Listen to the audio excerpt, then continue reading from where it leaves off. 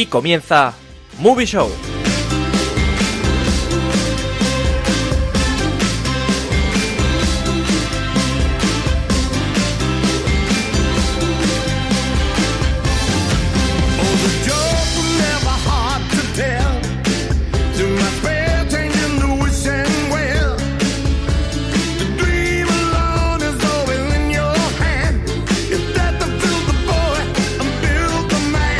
Hola, bienvenidas y bienvenidos todas y todos a Movie Show, a vuestro programa de cine favorito, otro episodio más, el último, tanto de los 5 de directores que grabamos hace unos meses, como de los 10 directores en total que publicamos a lo largo de lo que quedaba de año 2020 en este capítulo.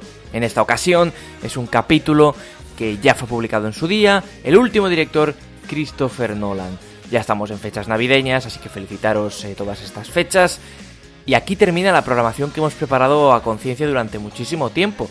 Evidentemente aún queda lo que es la primera parte de la temporada, ¿no? Que solemos contar todo el mes de enero también dentro de esa primera parte de la temporada. Y después empieza la segunda parte de la temporada hasta el fin de curso, verano o cuando sea, ¿no? Sin embargo, no sabemos con certeza qué haremos durante los próximos meses. Lo hemos estado analizando durante estas semanas. Lo que está claro, y podéis estar tranquilos, es que habrá más material de Movie Show. Así que os dejamos con el último director, Christopher Nolan. Allá vamos.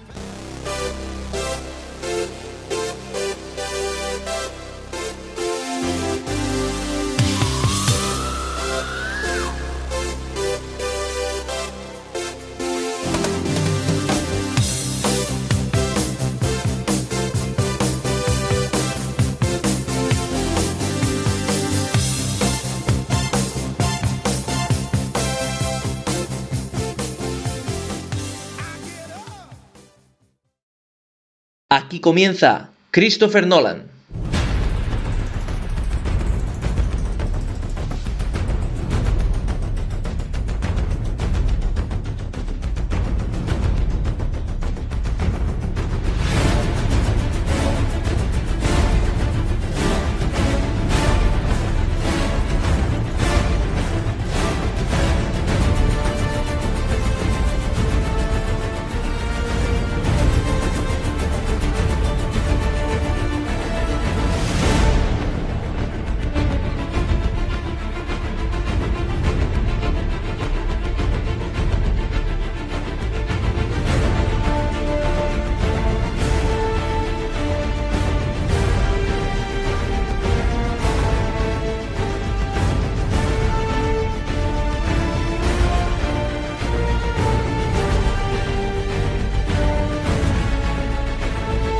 Hola, bienvenidas y bienvenidos todas y todos a nuestro nuevo episodio de análisis de directores, en este caso del británico Christopher Nolan. Como siempre, Alberto Fernández. Muy buenas a todos. Y yo, Manuel Valentín Fernández. Estamos aquí ambos un episodio más en nuestros análisis exhaustivos de directores, de su estilo, de su filmografía y de sus 5 mejores películas ordenadas del quinto al primer puesto. Y en esta ocasión vamos a hablar de Christopher Nolan, como siempre empezando por una pequeña biografía del director. Nacido el 30 de julio de 1970 en Westminster, Londres, Inglaterra, Reino Unido. Es un director de cine, guionista, productor y editor británico. Empezó a realizar películas a la edad de 7 años, nada más, usando la cámara Super 8 de su padre y sus juguetes como personajes.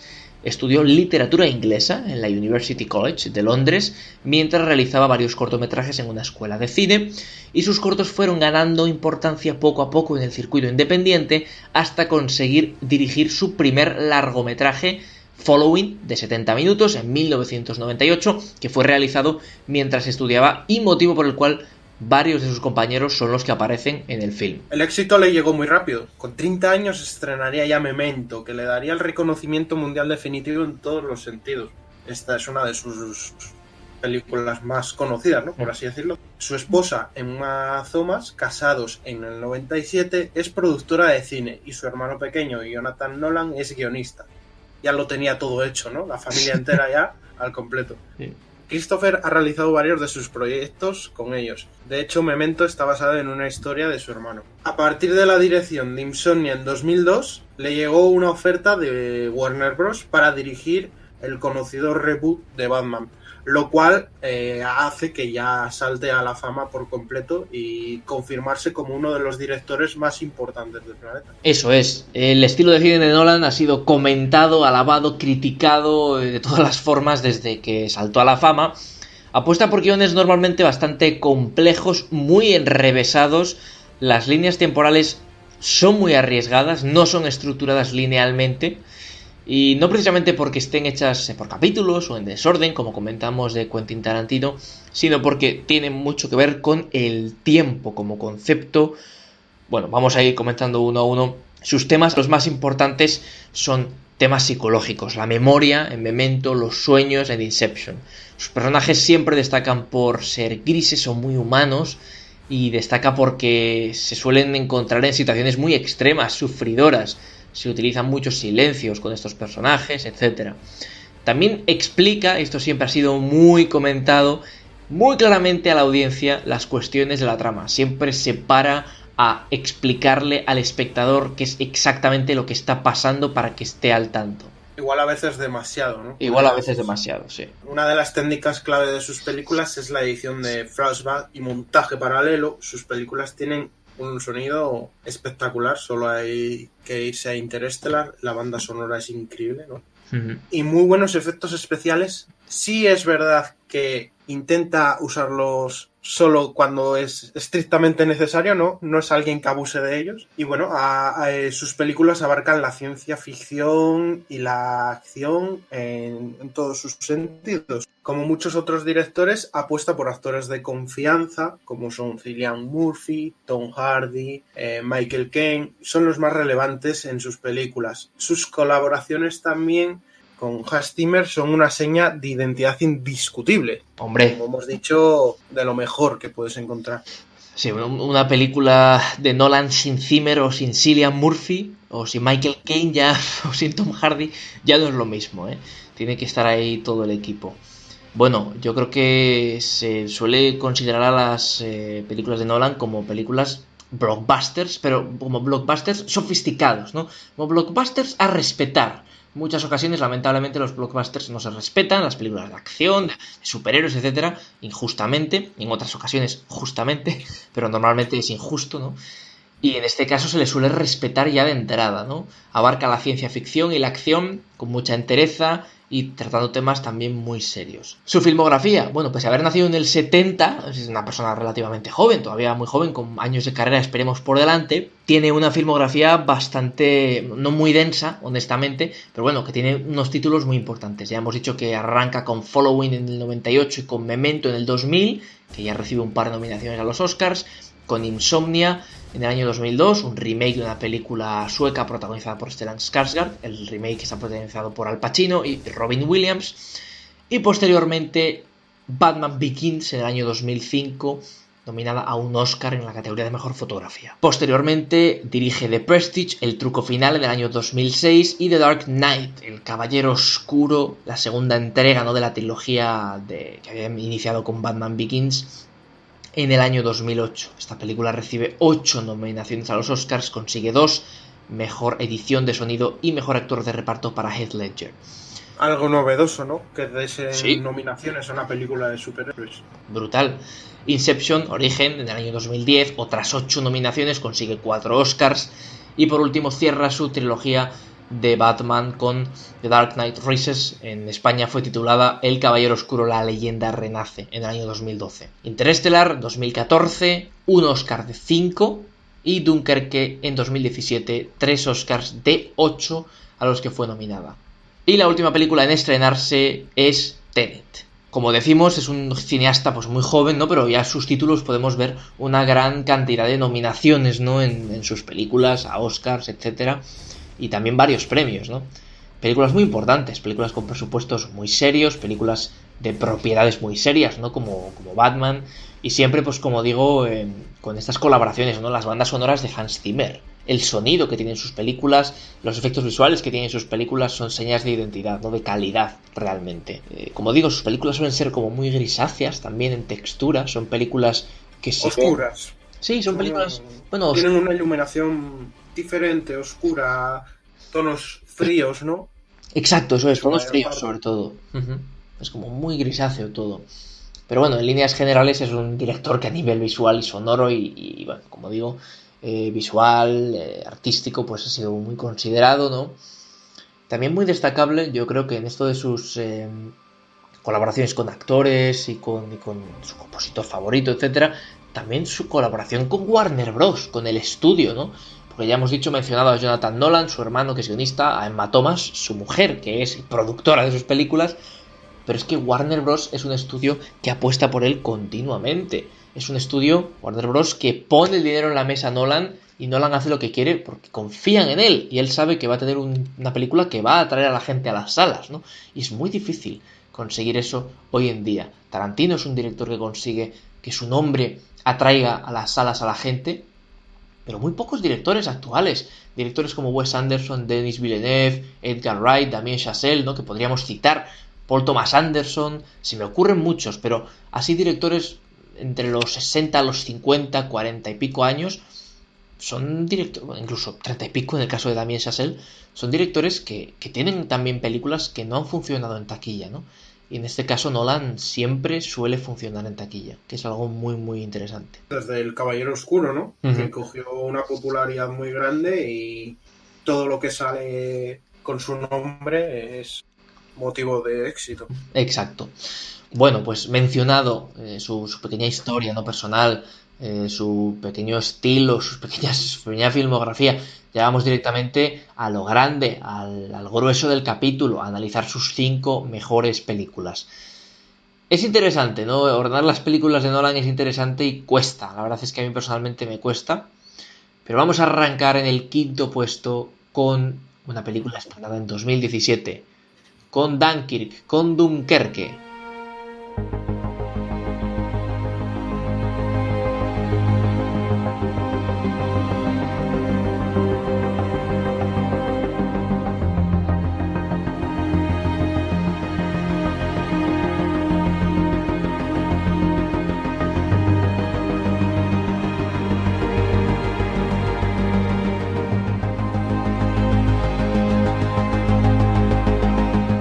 Una película de 1 hora y 46 minutos, curiosamente más corta de lo habitual, porque Nolan suele apostar por películas bastante largas, protagonizada por un reparto coral, entre los que destacan Fionn Whitehead, Tom Glencarney, Jack Lowden, Harry Styles, increíble, Aneurin Barnard, James D'Arcy, Barry Keoghan, Kenneth Branagh, Cillian Murphy, como no, Mark Rylance y, como no, Tom Hardy. En mayo de 1940, nos cuenta la película, durante la Segunda Guerra Mundial, Alemania avanza hacia Francia, atrapando a las tropas aliadas en las playas de Dunkerque.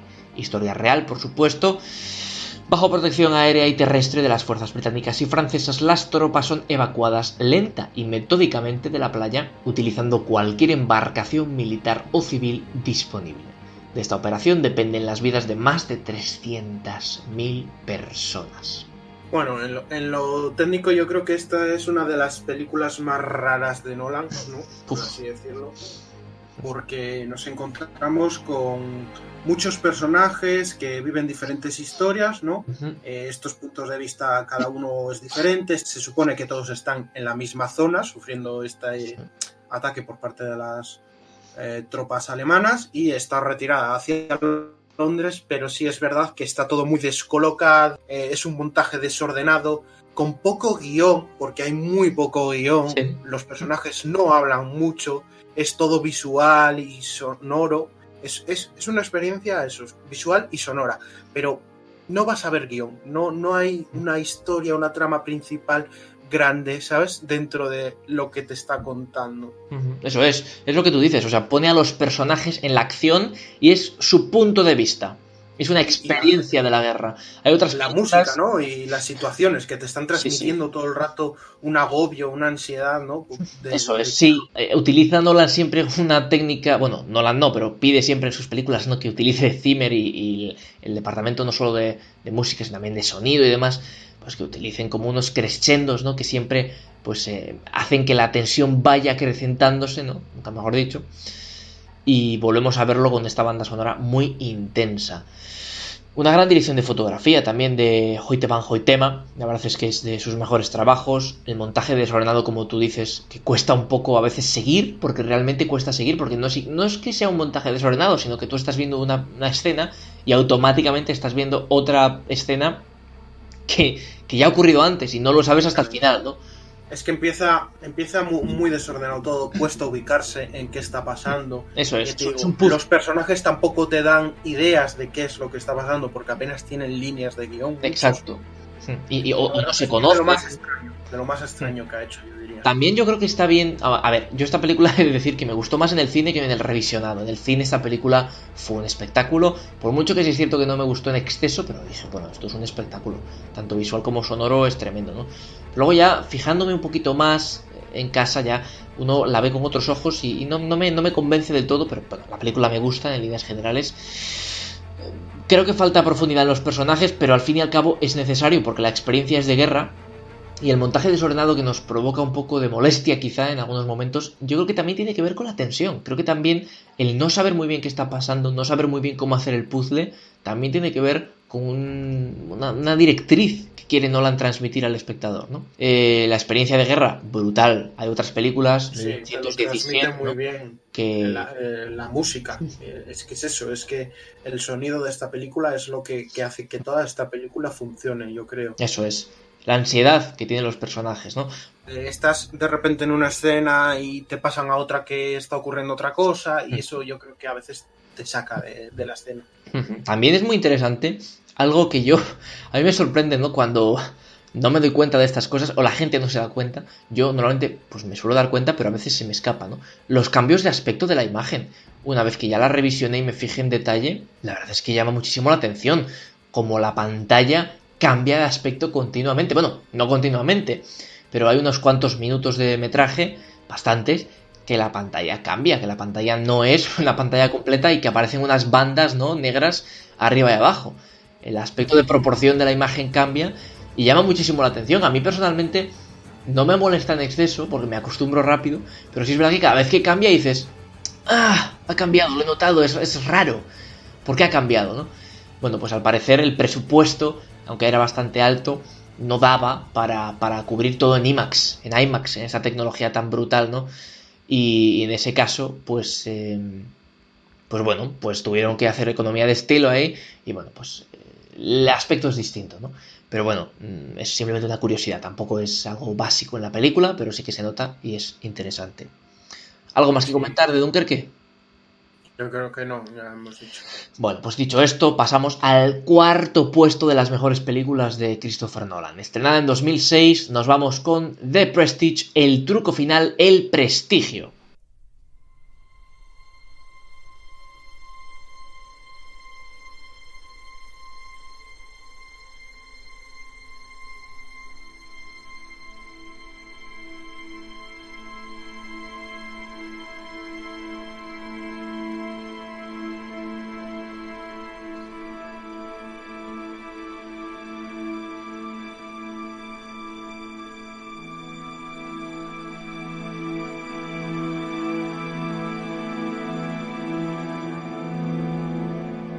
Película de una duración de 2 horas y 10 minutos, protagonizada por Hugh Jackman, Christian Bale, Michael Caine, Piper Perabo, Rebecca Hall, Scarlett Johansson, David Bowie y Andy Serkis. Básicamente está basada en el libro de The Prestige de Christopher Priest.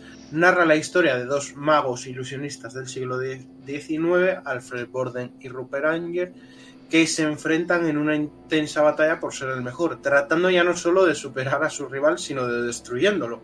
La verdad es que es un poco locura, porque llegan a las manos y a la violencia, cosa que me parece necesaria además, pero no sé, la peli tiene sus características, ¿no?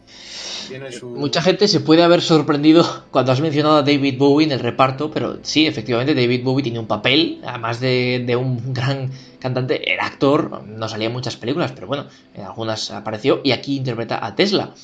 Revisionándola, recordé que aparecía Scarlett Johansson, que aparecía Andy Serkis, actores de renombre que no recordaba que aparecían en la película, la verdad. Yo creo que la estructura de la película está marcada totalmente por los espacios temporales, o sea, ¿Cómo explicarlo? Sí, está completamente desordenada, ¿no? La película, exacto, avanza y luego avanza y luego volvemos al pasado. Pero lo interesante de esto es que avanzan a la par que se esconden y revelan secretos de la trama. Es decir, avanzan o retrasan los sucesos, pero tú no tienes muy claro qué está pasando realmente. Por lo tanto, la experiencia puede ser algo distinta. El último acto, de hecho, es muy intenso. Es un último acto muy intenso en el que se revela todo y ahí... pues sí, pero yo creo que ahí ya pasas de una película que era un drama, ¿no? Por así decirlo, a algo ya más ciencia ficción. Ya ahí se nos va un poco, ¿no? Con el tema de la máquina de Tesla, de todo lo que te cuentan, de no, pues es que eran dos, yo eran tres, y es todo... Sí, yo bien te entiendo lo que dices, pero aún así defiendo estas películas en el sentido de que es una película basada en un libro y sobre todo que es el universo de la película, es decir, que no nos muestren al principio que esto no está ocurriendo no significa que no esté ocurriendo. Si al final nos demuestran que esto es lo que estaba pasando, podemos asumirlo y vemos ahí evidencias de que es lo que estaba ocurriendo, aunque sí es cierto que ya salta el género entre comillas de ciencia ficción, ¿no? Si en un universo cinematográfico o algo por el estilo ya rompes las reglas o el canon de tu propio universo, ¿no? Haciendo algo que no ocurría antes y que de repente ocurre, ¿no? Eso ya es romper el universo y eso ya no es correcto. Pero en una película en sí, la verdad es que yo no lo siento como algo revolucionario, aunque es evidente que quien se espere, como tú dices, un drama simple, sin más, ¿no? Yo creo que remarca muy bien las obsesiones más extremas de los dos protagonistas, tanto de Christian Bale como de Hugh Jackman, ambos lo hacen muy bien. Sobre todo yo diría el personaje de Hugh Jackman siguiendo el personaje de Christian Bale, porque al final es él quien se obsesiona más, ¿no? con Christian Bale. Y la verdad es que es muy, muy llamativo como va perdiendo los estribos y como cada vez uno da un paso más y más. Pero es que ninguno de los dos se salva y... Jackman sigue a Bale. Yo siento que si bien no hay un héroe y un villano, porque todos los personajes de Nolan habitualmente son pues muy grises, no sabemos muy bien cuáles... Sabemos sus motivaciones, sabemos sus obsesiones muchas veces y sus traumas, muchas veces sus traumas. Si esto está mal. Jackman sigue a Bale, pero porque Bale lo empieza todo. Claro. Al final. Por eso digo que podríamos interpretar que Jackman es el villano, pero realmente no lo es, ¿no? Bueno, no lo sé. Es una película interesante, muy ambiciosa, a mi gusto. Tiene un buen guión y una vez que ya sabes, ¿no? El desenlace y todos los secretos de ambos magos, etcétera, pues al revisionado sí es cierto que pierde un poco. Pero bueno, no necesariamente me disgusta, al contrario, de hecho la película me gusta mucho, la considero una muy buena película. No sé, creo que es interesante. Creo que es la típica película de Christopher Nolan, la verdad. Es bastante estilo Nolan, aunque sí es cierto que no es de sus más conocidas, podríamos decir. Y es curioso porque es una película que tiene pues mucha aceptación en tanto crítica como público, ¿no? Y que en general fue bien recibida y que se ha convertido en una película pues muy popular. Sí, la verdad es que se rodeó también de un reparto sí. bastante bueno e increíble, que no todos los directores pueden. Bueno, pues dicho esto, vamos a nuestro número 3. La tercera película de Christopher Nolan, estrenada en 2014, es Interestelar.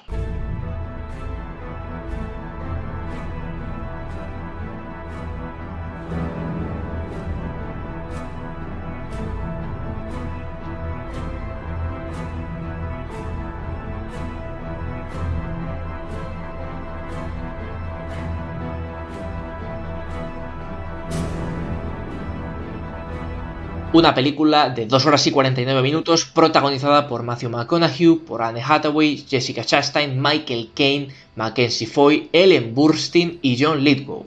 También aparece Casey Affleck, Timothée Chalamet aparece en esta película, David Oyelowo también aparece en esta película y Matt Damon. Siempre se nos olvida Matt Damon en esta película, pero no, él también aparece. Un grupo de científicos y exploradores, encabezados por Cooper, el protagonista McConaughey, se embarcan en un viaje espacial para encontrar un lugar con las condiciones necesarias para reemplazar a la malograda Tierra, el planeta Tierra, que está en una situación de muerte próxima, y comenzar una nueva vida allí para que la especie no se extinga. La película básicamente es muy intensa durante toda la película. Sí es verdad que peca igual de extremadamente largas, sobre todo al inicio, que se hace una película lenta, porque hasta los primeros 45 minutos, que es cuando ya saltan al espacio, Sí. la peli se hace pesada. A mí al menos me dio esa sensación de que se hace lenta y densa, ¿sabes? Que se hace pesada. Sí que es verdad que una vez saltan al espacio se encuentran en situaciones muy extremas, con una potencia visual muy grande, una banda sonora increíble e impecable, o sea, de la banda sonora no hay queja. Y nos encontramos con un guión de los hermanos Nolan que juega con el tiempo, ¿no? La ciencia, la humanidad, temas y situaciones trascendentales, pero con una historia muy personal del protagonista, ¿no? Y del amor que procesa a sus hijos. Eso es, sobre todo a su hija pequeña.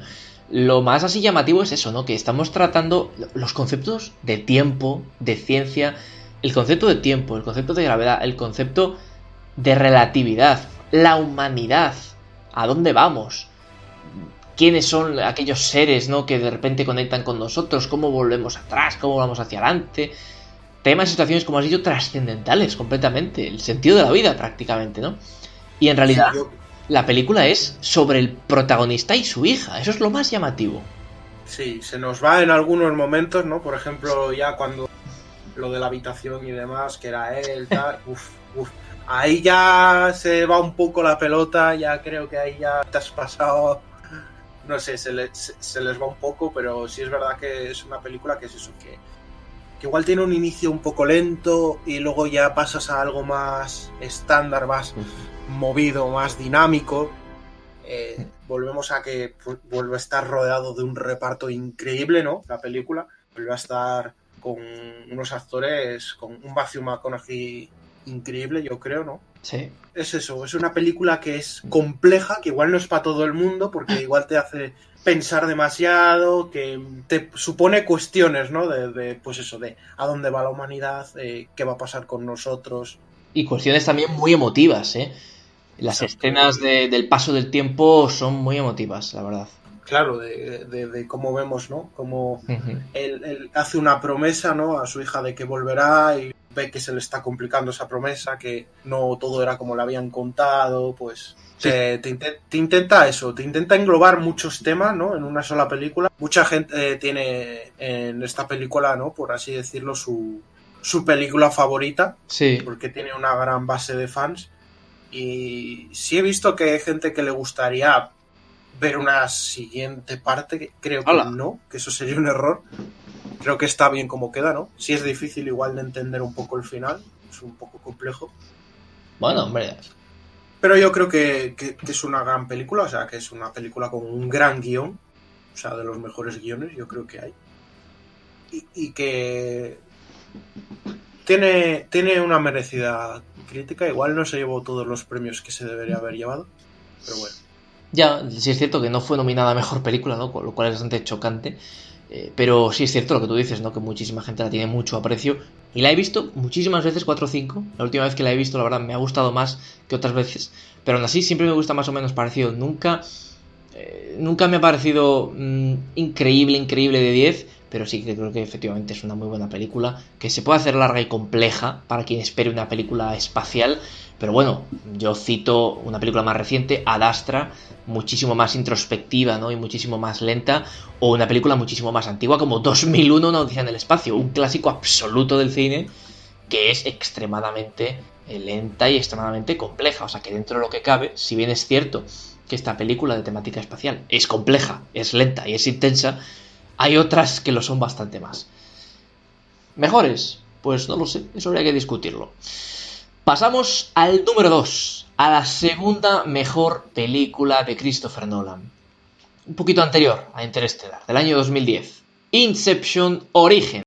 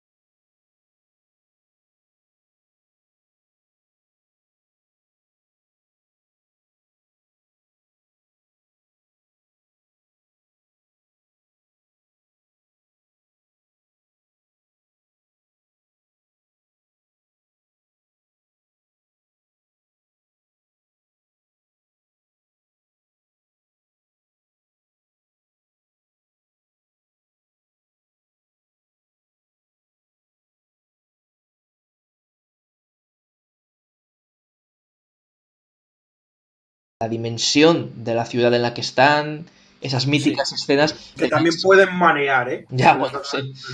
Y las escenas del montaje paralelo, ¿no?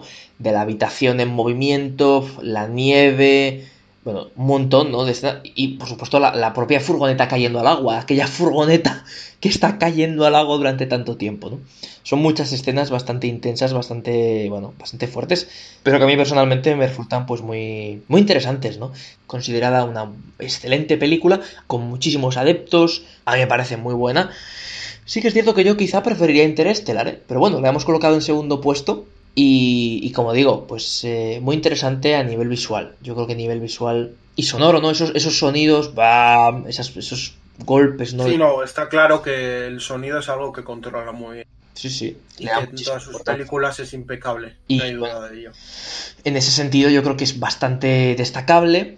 A nivel de guión tampoco creo que se la pueda criticar en absoluto, porque si bien es muy compleja, todo está bastante bien hilado, ¿no? Y nos quedamos con ese tema Time de Hans Zimmer y ese final, ¿no? Yo creo que esas dudas que aún tenemos, ¿no? Después de tanto tiempo del estreno de la película, de cuál es realmente el final de la película, cuál es realmente la situación para el personaje protagonista, como siempre ha traumatizado. En el año 2010, Leonardo DiCaprio, además de Origen, protagonizó Shooter Island.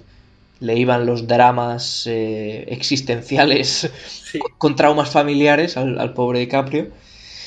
Sí, pero sí es verdad que el tema de los guiones es algo que no se le puede discutir mucho a Nolan, porque siempre es bastante cauto, ¿no? Y respetuoso con esos guiones que no dan baza a que la gente diga, pues es que es un guión que no vale para nada, que está mal escrito, está mal hecho. No.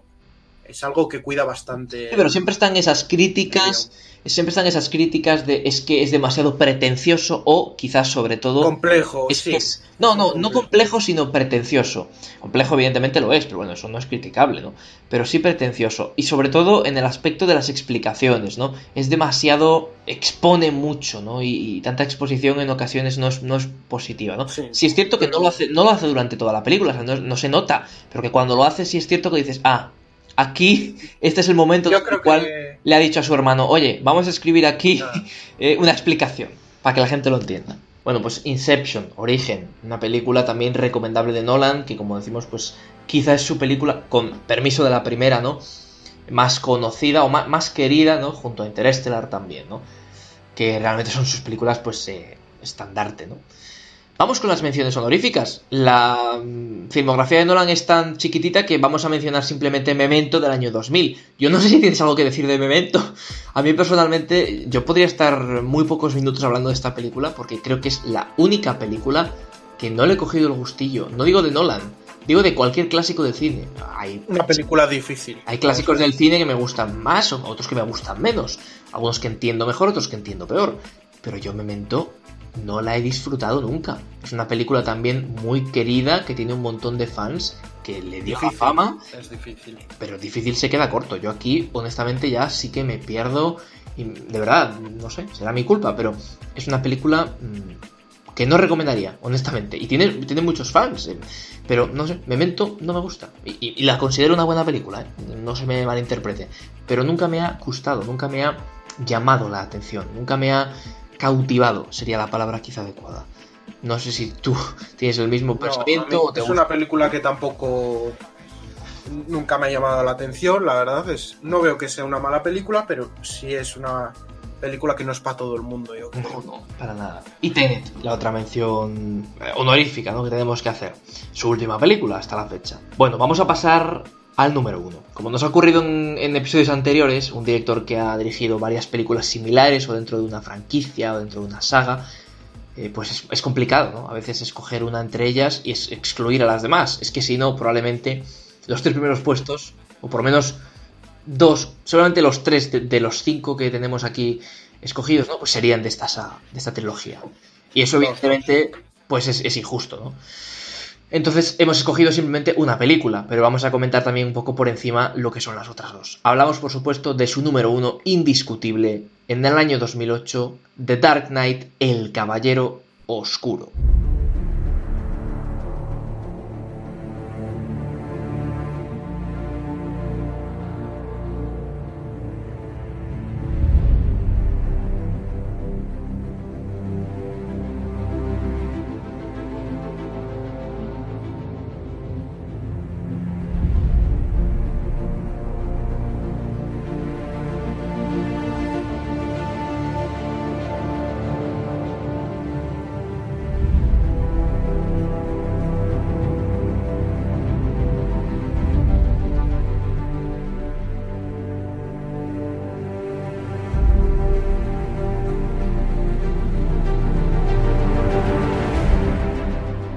Una película de 2 horas y 32 minutos protagonizada por Christian Bale, Michael Caine, Heath Ledger, Aaron Eckhart, Maggie Gyllenhaal, Gary Oldman y Morgan Freeman. Batman debe mantenerse en equilibrio entre el heroísmo y el crimen para pelear contra un vil criminal conocido como el Joker, cuyos planes mortales pretenden sumir Gotham en la anarquía. Si es cierto que esta película es secuela de Batman Begins, estrenada en el año 2005, y le seguiría otra más, The Dark Knight Rises, El Caballero Oscuro, la Leyenda Renace, en el año 2012, juntas conforman la trilogía conocida como del Caballero Oscuro de Christopher Nolan, como digo, segunda película de esta trilogía. ¿Qué podemos encontrar en esta película? No es la típica película de superhéroes a la que estamos acostumbrados, ¿no? Vemos que es una película en la que todo el rato hay una tensión entre los personajes, situaciones extremas. Vemos al superhéroe con sus claroscuros, ¿no? Por así decirlo. Este Batman, que como siempre ha sido en los cómics, no ha sido un superhéroe al uso habitual, ¿no? Siempre ha tenido su lado oscuro. Y bueno, y vemos a un increíble villano, ¿no? Como es el Joker en esta película. Posiblemente es una de las razones por las que la película es tan buena, ¿no? Por este Joker, por este villano que le transmite tanta tensión a la película y un villano a la altura de Batman, ¿no? Grandes escenas, ¿no? Que son muy populares, como la famosa escena del lápiz. Y es considerada una de las mejores películas de la historia. Una banda sonora, pues como ya hemos dicho, la verdad impecable, ¿no? En una música que nadie duda de ella. Y bueno, estuvo nominada a 8 Oscars, de los cuales se llevó 2. Con respecto a la banda sonora, decir que no es solo de Hans Zimmer, que también es de James Newton Howard. Hans Zimmer siempre es el encargado, claro que él de está poner ahí, la música, pero aún así también es de James Newton Howard. Participó tanto en la primera como en la segunda. En la tercera ya estuvo Hans Zimmer en solitario, ¿no? La tensión. Sí. Esa tensión máxima entre los personajes, las situaciones extremas, ¿no? La duda continua, ¿no? De superhéroe o vigilante, salvación o peligro, ¿no? Que nos hace continuamente la película, es verdaderamente intensa. Y por supuesto, el villano, ¿qué decir de él? Pero yo me quedaría de verdad con la intensidad, con la tensión emocional que te produce ver escenas tan seguidas, ¿no? Que no puedes coger aire y decir, ya está tranquilo. No. Es que cada 15-20 minutos hay una secuencia vital en la película súper importante, ¿no? Que va a afectar la siguiente. Ya sea una persecución, una explosión que mate a algún personaje, cualquier escena, siempre hay algo ahí, la escena de los barcos más hacia el final, el interrogatorio, la huida, todas las escenas tienen algo. Son impecables, o sea, vemos también una dirección de fotografía sí, increíble. Predomina mucho el tono de oscuridad que le da a toda la trilogía y a todas las películas. Y es verdad que yo creo que en esta igual se nota un poco más, ¿no? Luego pasamos a la siguiente y ya igual no tiene ese tono tan oscuro. No, es interesante lo del tema de la fotografía, aunque no lo podemos destacar en detalle, pero sí estaría muy interesante comentarlo, porque Wally Pfister es el que se encargó de la fotografía, el director de fotografía de otras películas también de Nolan, como por ejemplo Inception, que se llevó el Oscar.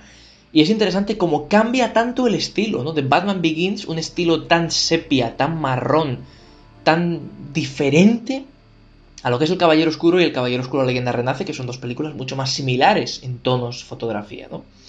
Es interesante, la verdad. Todo de una misma trilogía, pero sí es verdad que en esta trilogía hay algo que la diferencia de las otras dos. Hay algo que la hace destacar, ¿no? Ya sea el villano, ya sea la iluminación, ya sea el estilo, ¿no? El guión.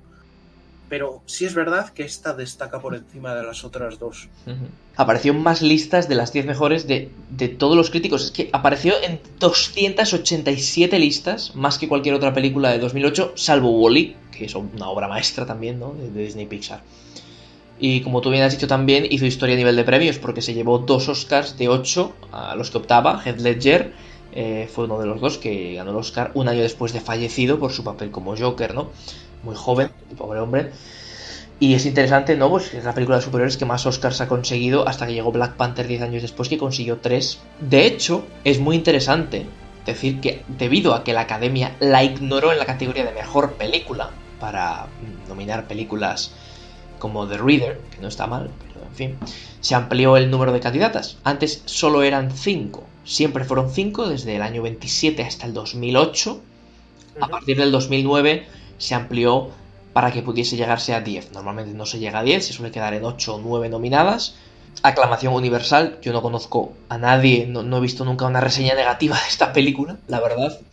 Si bien es cierto que quizá no es, para mi gusto, la cuarta mejor película de la historia, como bien dice IMDb, pero creo que también hay que tener en cuenta, ¿no?, la importancia cultural que tuvo, cómo llegó en el momento preciso en el que los blockbusters de los superhéroes eran pues muy mediocres, su mayoría, y esta película significó una cosa muy diferente, ¿no? Pero sí quiero cerrar diciendo que si bien la trilogía es muy buena, la tercera película puede tener sus más y sus menos, pero es una gran película. La primera tiene algo especial para mí, quizá mi favorita de la trilogía, y pese a que considero que El Caballero Oscuro es la mejor película de la trilogía y quizá de superhéroes que ha habido nunca, eso habría que discutirlo, pero puede ser. Batman Begins está un pelín por debajo en mis puntuaciones personales, pero la quiero destacar también porque me parece una película impecable. Si había que escoger una, al final, por mucho que me guste Batman Begins, El Caballero Oscuro es la que hay que escoger. Es una película pues que ha hecho historia. Y esa es una de las escenas precisamente a la que vamos a escuchar. Una escena que hizo historia, protagonizada por Heath Ledger. Como siempre, nuestro programa está en castellano, debemos poner los audios en castellano, ¿no?, para nuestros siguientes hispanohablantes, doblada por Dani García. De verdad tengo pinta de tener un plan. ¿Sabes qué soy? Soy un perro que corre detrás de los coches. No sabría qué hacer si alcanzara uno. ¿Sabes? Actúo sin pensar.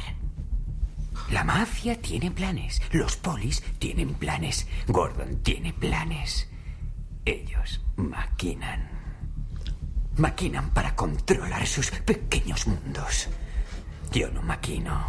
Intento enseñarles a los que maquinan lo patético que es que intenten controlarlo todo. Bueno, y para finalizar el programa, como es habitual, pues unas conclusiones generales, ¿no? Está claro que Christopher Nolan es un director que se ha hecho un nombre, ¿no?, dentro del mundo del cine, uno de los más conocidos actualmente, con bastantes años por delante, a ver con qué nos sorprende, ¿no?, en sus futuras películas. Y bueno, con un gran nivel narrativo y con una realización técnica impecable, la verdad. Hace películas que pueden llegar a ser igual muy pesadas, pero yo diría muy espesas. Igual no son para todo el público, igual alguien que quiere ver solo explosiones y bueno, aunque aún no se ha llevado ningún gran premio, como hemos dicho, es alguien que todavía tiene bastantes años por delante, ¿no? Y que todavía tiene muchas películas por hacer para sorprendernos, ¿no? Es Bueno, ambicioso, es un director ambicioso. Como tú bien has dicho, sus films pueden ser un poco espesos, los definiría yo, ¿no? Pero muy intensos, siempre son muy intensos, como ya hemos dicho y repetido en varias ocasiones a lo largo del programa, a nivel sonoro, a nivel musical, es un espectáculo, eso está claro, visual, es un espectáculo. Nolan siempre se preocupa de que esos aspectos en sus películas estén muy cuidados. Y es muy destacable también que es de los pocos directores que llenan las salas con sus productos originales. Como ya hemos dicho, hay muy pocos directores que lo logren. Yo creo que aparte de Tarantino, él sería el único que lo podría conseguir. Lo cierto es que es muy difícil, ¿no?, que una película venda por el nombre del director, ¿no? Eso eran otros tiempos, quizá.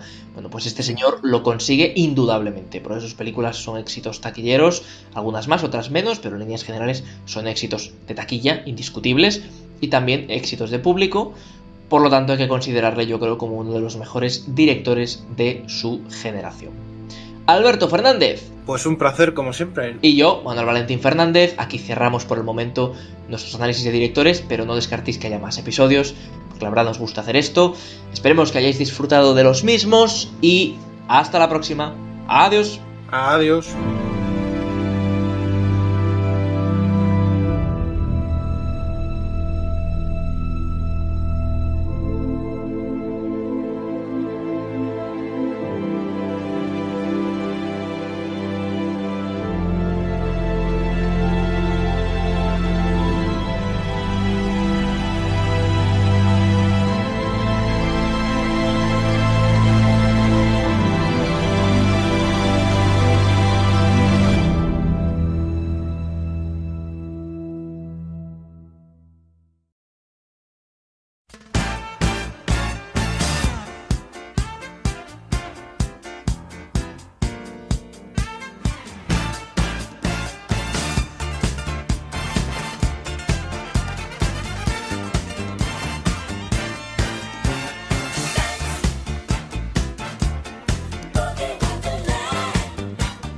Bueno, pues como he dicho al principio, los próximos días y semanas especiales de fin de año, de inicio de año, eso no puede faltar, ya sabéis que va a cumplirse, y una vez pasadas estas fechas, pues continuaremos a lo largo del curso, tratando seguramente cosas de actualidad, porque durante estos meses ya sí ha habido estrenos de cine, el mundo cinematográfico se ha reactivado, mientras nosotros habíamos dejado una programación realmente atemporal, ¿no? Pero interesante, yo creo, y muy agradable, y muy costosa. He de admitir que los 10 capítulos de directores han sido extremadamente difíciles de preparar, porque es un guión muchísimo más detallado, muchísimo más estudiado, que hay que seguir más al pie de la letra, y además en cada director hay que ver muchísimas películas, porque yo por lo menos no solo he visto las 5 mejores que comentamos, he visto las menciones honoríficas también, y bueno, en el caso de Nolan o de Tarantino, el capítulo anterior de directores y demás, pues son las filmografías completas, lo cual lleva obviamente un tiempo